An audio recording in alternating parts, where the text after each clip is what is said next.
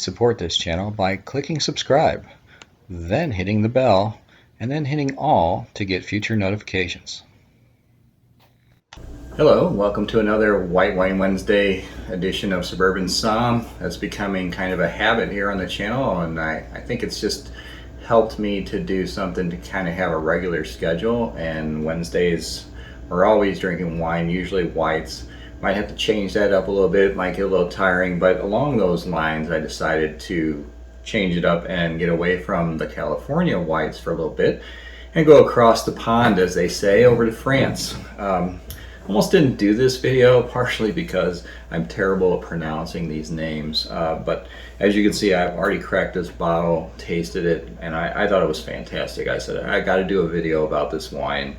I think it's well worth the time to do it. So what we have here is it's a white burgundy, 2019, so very young, and I think I only paid about $29 for this bottle, so not super expensive. It's hope I'm pronouncing this right, Clos de Rocs and Près Forêt, and it's in the Macon-Loche region of Burgundy. That's a mouthful. As you'll find, most French bottles, there's a lot to say, a lot to read on the labels. They're not just this vineyard and this varietal. So that's the one challenge that you're going to find if you're in the States, and it can be a little intimidating if you're in the wine store. One thing I'd like to do is research these a little bit with a wine app, and that's what I did in this case. I checked it out, it had very high ratings. I thought for the money it's probably worth it to bring it home, give it a try, and indeed it was. So without further ado, let's go ahead and get into the wine.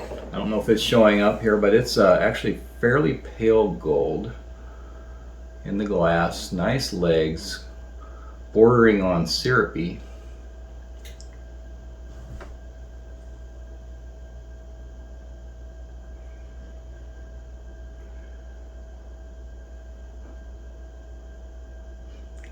There's like brioche and wet slate, honeysuckle on the nose. As I noted in my Vivino review, if I was blindfolded, I would almost mistake this for a champagne. It smells a lot like that. Now, of course, it's not going to taste like that, but on the nose, it was really, really similar.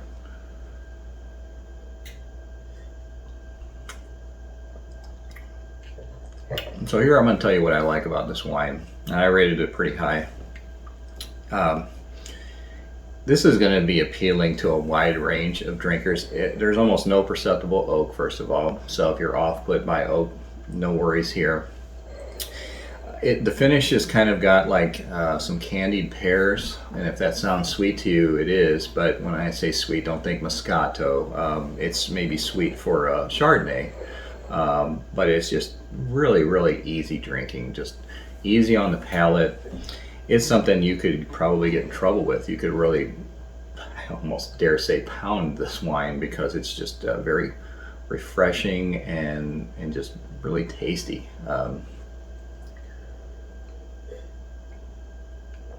Besides the candied pears, I'd say you're getting a lot of minerality there. Maybe some tropical notes, pineapple possibly in there. Nice complexity though. That's another thing. I mean, for the price, for a sub $30 bottle, that's really fantastic, I gotta say. And that's been my experience with the white burgundies. I really like them because I think they're a really nice expression of the grape. They're not over this, too much that. Just really good bottle, and like I said, you're not breaking the bank. You certainly could. You could go pretty crazy with some expensive burgundies, but in this case, I think this bottle proves that you don't have to.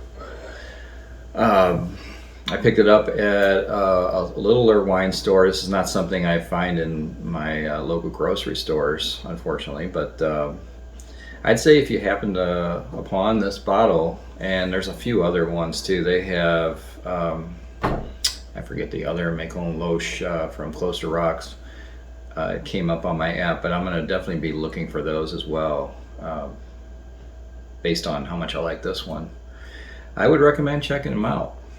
And if not this one, if you're strictly on the domestic wines, California and whatnot, Oregon, Washington, I would encourage you to check out Burgundy and Bordeaux if you haven't.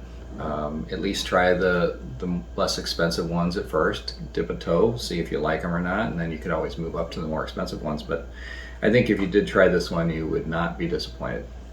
Anyway, I'm Scott from Suburban Somm. I hope you enjoyed this tasting video, and I will see you on the next one. Cheers.